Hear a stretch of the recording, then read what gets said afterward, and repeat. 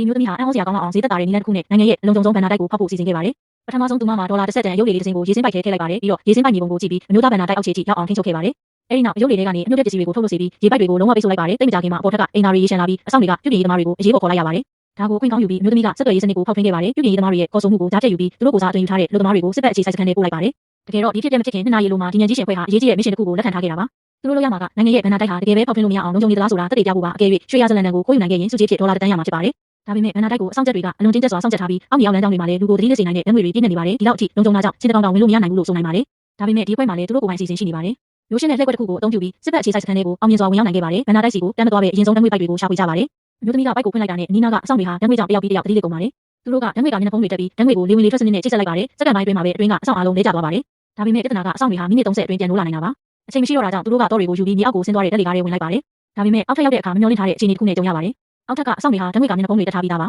3 ယောက်စလုံးကိုဖမ်းမိပြီးနေရန်ဘက်ကိုကတ်ခိုင်းလိုက်ပါတယ်ဒါပေမဲ့လူငယ်ကလက်မလျှော့ပါဘူးသူကရုပ်တရက်မီးတွေကိုပိတ်လိုက်ပါတယ်အဆောင်ကတော့သူ့မျက်နှာဖုံးမှာ night vision ပါတာကြောင့်မီးပိတ်တာနဲ့ဘာမှမထူးဘူးလို့ထင်လိုက်ပါတယ်ဒါပေမဲ့အဲ့ဒါကသူတို့ဖွဲ့ရဲ့နောက်ထပ်လက်ကွက်တစ်ခုပါ3 ယောက်စလုံးအတူတကွတိုက်ခိုက်ပြီးအဆောင်တွေကိုအလင်းမြန်နိုင်ယူလိုက်ပါတယ်ဒါပေမဲ့လူငယ်ကလက်မလျှော့ပါဘူးသူကရုပ်တရက်မီးတွေကိုပိတ်လိုက်ပါတယ်အဆောင်ကတော့သူ့မျက်နှာဖုံးမှာ night vision ပါတာကြောင့်မီးပိတ်တာနဲ့ဘာမှမထူးဘူးလို့ထင်လိုက်ပါတယ်ဒါပေမဲ့အဲ့ဒါကသူတို့ဖွဲ့ရဲ့နောက်ထပ်လက်ကွက်တစ်ခုပါ3 ယောက်စလုံးအတူတကွတိုက်ခိုက်ပြီးအဆောင်တွေကိုအလင်းမြန်နိုင်ယူလိုက်ပါတယ်ပြီးတော့သူတို့ရဲ့မျက်နှာဖုံးတွေကိုချုပ်ပြီးအဆောင်တွေကိုသတိလစ်နေအောင်ထားခဲ့ပါတယ်နောက်ဆုံးတော့ဘဏ္ဍာတိုက်ရဲ့အဝင်ဝကိုရောက်လာကြပါတယ်အထဲမှာဓာတ်ငွေမကျန်တော့တာတေချာစစ်ပြီးမျက်နှာဖုံးတွေကိုချုပ်လိုက်ကြပါတယ်အခုတော့တကယ်လှုပ်ရှားပါတော့မယ်သူတို့ကဘဏ္ဍာတိုက်ရဲ့လှုပ်ဝက်ကုတ်ကိုဖောက်ဖို့ပြင်ဆင်နေချိန်မှာပဲရုပ်တရက်အမြောက်ပြစ်တန်ကြီးတွေထွက်ပေါ်လာပါတယ်အတန်းကြောင့်မျိုးသမီးရဲ့အာယုံဆူဆိုင်မှုပြတ်သွားပါတယ်အဲ့ဒီအချိန်မှာဝါတုတ်တုတ်လူကစစ်ဘက်အခြေစိုက်စခန်းထဲမှာမော်တာလက်နဲ့စမ်းတက်နေတာကိုရှာဖွေတွေ့ရှိလိုက်ပါတယ်အသင်းသားတွေကိုကူညီဖို့ခေါင်းဆောင်ကသူ့ရဲ့အာဏာပိုင်ထောက်ထားကိုအသုံးပြုပြီးစမ်းတက်နေတဲ့နေရာတွေဝင်သွားပါတယ်ပြီးတော့စမ်းတက်မှုကိုခဏရပ်တန့်စေလိုက်ပါတယ်ဒီခွင့်ရေးကိုမျိုးသမီးကအသုံးချပြီး10 မီတာထူရှိတဲ့တန်မဏိတကားကြီးကိုဖွင့်နိုင်ခဲ့ပါတယ်တကားဖွင့်သွားတဲ့အခါသူတို့ရှိမှရွှေတွေပြည့်နဲ့တောင်တလုံးလိုကြီးမားတဲ့ဘဏ္ဍာတိုက်ကြီးပေါ်လာပါတယ်ဒါပေမဲ့သူတို့ကရွှေတွေအားလုံးကိုမလိုချင်ပါဘူးသူတို့လိုချင်တာကရွှေရဇလန်တစ်ချောင်းလေးပါမျိုးသမီးကရဇလန်တန်အောက်မှာဖျားအာယုံခံကရိယာတစ်ခုရှိနေတာကိုသတိထားမိပါတယ်အဲ့ဒါကိုတန်းပြီးဖယ်လိုက်ရင်ထောင်ချောက်ချက်ချင်းလုံးလုံးမှာပါဒါကြောင့်ဝါတုတ်တုတ်လူကမှတ်တမ်းတွေကိုစစ်ဆေးပြီးရဇလန်တန်ရဲ့အလေးချိန်ကိုတွက်ချက်ပါတယ်1.8 ကီလိုဂရမ်တိတိဖြစ်ပါတယ်မျိုးသမီးကရိုးရှင်းတဲ့ကရိယာတွေနဲ့အလေးချိန်အတိအကျတူတဲ့အစားထိုးပစ္စည်းတစ်ခုကိုပြုလုပ်လိုက်ပါတယ်အခုသူတို့3 ယောက်စလုံးအသက်ရှူတော်မရဲပဲရဇလန်တန်ကိုအစားထိုးဖို့ပြင်ဆင်ကြပါတယ်တစ်ချက်မှသွားရင်အားလုံးပျက်စီးသွားမှာပါ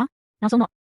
1 2 3 ယောက်သားရဲ့အချိန်ကိုက်ပူပေါင်းမှုနဲ့ရဇလန်တန်ကိုအစားထိုးနိုင်ခဲ့ပါတယ်ဒါပေမဲ့အောင်ပွဲခံဖို့မကြသေးပါဘူးရုတ်တရက်အချက်ပေးတန်ကြီးမိလာပြီးဘဏ္ဍာတိုက်တကားကလည်းပိတ်ကျသွားပါတယ်သူတို့ထောင်ချောက်ကိုလှုံ့ဆော်မိသွားတာပါဝါတုတ်တုတ်လူကအရာအားလုံးကိုတွက်ချက်ထားပေမဲ့ရဇလန်တန်ဘောကတောင်မြေရနာတွေရဲ့အလေးချိန်ကိုတော့မတွက်ထားမိခဲ့ပါဘူးနောက်တစ်စက္ကန့်မှာပဲရေကြီးစနစ်အလုပ်လုပ်လာပါတယ်အခန်းထဲကိုရေတွေအလျင်မြန်ဝင်လာပြီးမကြခင်မှာပဲအခန်းတစ်ခုလုံးရေအောက်ရောက်တော့မှာပါ3 ယောက်စလုံးရေနစ်တေဆုံးနိုင်တဲ့အခြေအနေဖြစ်လာပါတယ်အရေးကြီးဆုံးချိန်မှာသူတို့ကရေအောက်ကိုငုံဆင်းလိုက်ကြပါတယ်အဲဒီမှာရှင်းဟောင်းတဲ့ချောင်းကိုတွေ့ရှိပြီးအဲ့ဒါကိုအသုံးပြုကရေကမျက်နှာကျက်ကြည့်မတက်ခင်တကားကိုအတင်းဖွင့်လိုက်ကြပါတယ်ကံကောင်းစွာနဲ့3 ယောက်စလုံးအချိန်ကြီးလွတ်မြောက်လာပါတယ်ဒါပေမဲ့အပြင်ထွက်ခါနီးမှာအဆောင်တွေအများပြားကသူတို့စီကိုပြေးလာပြီးတနက်နဲ့စတင်တိတ်ခတ်ကြပါတယ်ရွေးချက်စရာမရှိတော့တာကြောင့်သူတို့ကဘဏ္ဍာတိုက်ထဲကိုပြန်ဝင်သွားကြပါတယ်တကားကိုခဏထားဖို့ရွှေတုံးတွေကိုအသုံးပြုလိုက်ပေမဲ့အဲ့ဒါကအချိန်ခဏပဲရနိုင်မှာပါအဆောင်တွေကရွှေတုံးတွေကိုကြောက်ဖြတ်ပြီးတကားကိုဖောက်ဝင်လာတဲ့အခါ3 ယောက်စလုံးပိုက်လန်းချောင်းတွေကိုတွားဝင်ပြေးကြပါတယ်နောက်ဆုံးမှာတူအောင်ခန်းတစ်ခုလည်းရောက်လာပေမဲ့ထွက်ပေါက်မရှိပါဘူးလူငယ်ကအကွာဝေးနဲ့ထောင်းကိုတွက်ချက်ကြည့်ပြီးသူတို့ဟာမြောက်ကနေ1 မီတာလောက်ပဲရှိသေးတာကိုသိလိုက်ပါတယ်အဲ့ဒီအချိန်မှာသူ့ကောင်းတွေကိုရဲရင်နဲ့အစီအစဉ်တစ်ခုပေါ်လာပါတယ်ဝါတုတ်တုတ်လူကိုမော်ဒါစနစ်ထဲဖောက်ထွင်းဝင်ပြီးသူတို့ရှိတဲ့နေရာကိုတိတိကျကျချင်းရွေးခိုင်းလိုက်ပါတယ်အပေါ်မှာရှိတဲ့စစ်သားတွေကဘာမှမသိပဲစကားပြောနေကြပါတယ်ဒါပေမဲ့မော်ဒါကတော့ပြစ်ခတ်ဖို့အဆင်သင့်ဖြစ်နေပါပြီနောက်တစ်စက္ကန့်မှာပဲဘုံပေါက်ကွဲတန်ကြီးတစ်ခုထွက်ပေါ်လာပါတယ်မော်ဒါကြီးကဘဏ္ဍာတိုက်ပေါ်တဲ့ကိုထိမှန်ပြီးမြေပြင်မှာအပေါက်ကြီးတစ်ခုဖြစ်ပေါ်လာပါတယ်3 ယောက်စလုံးအဲ့ဒီအပေါက်ကနေအပြင်ကိုထွက်ပြေးနိုင်ခဲ့ပါတယ်ဒါပေမဲ့ပေါက်ကွဲတန်ကြောင့်အဆောင်တွေအားလုံးဒီနေရာကိုရောက်လာတော့မှာပါအခန်းထိုင်ရသွားရင်သူတို့ရဲ့စူးစမ်းမှုအားလုံးအလားအတာဖြစ်သွားပါလိမ့်မယ်